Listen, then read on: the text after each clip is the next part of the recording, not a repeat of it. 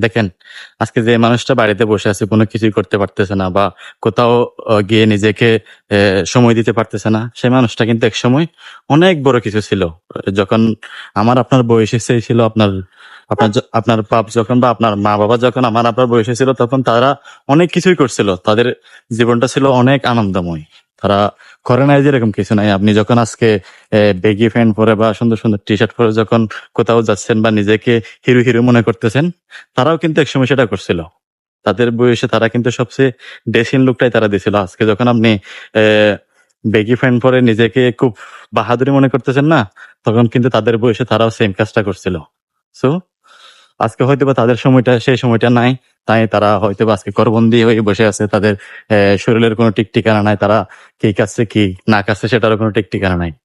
ওইটা নিয়ে আপনি কখনোই মন খারাপ করবেন না। ওইটা নিয়ে আপনি কখনোই আফসোস করবেন না। ওইটা নিয়ে আপনি আফসোসও করতে পারবেন না। কারণ একটা সময় আপনারও সেম অবস্থা হবে। আপনার যখন বয়স চলে যাবে বা আপনিও যখন মধ্য বয়সী হবেন না, তখন আপনার অবস্থা সেম হবে।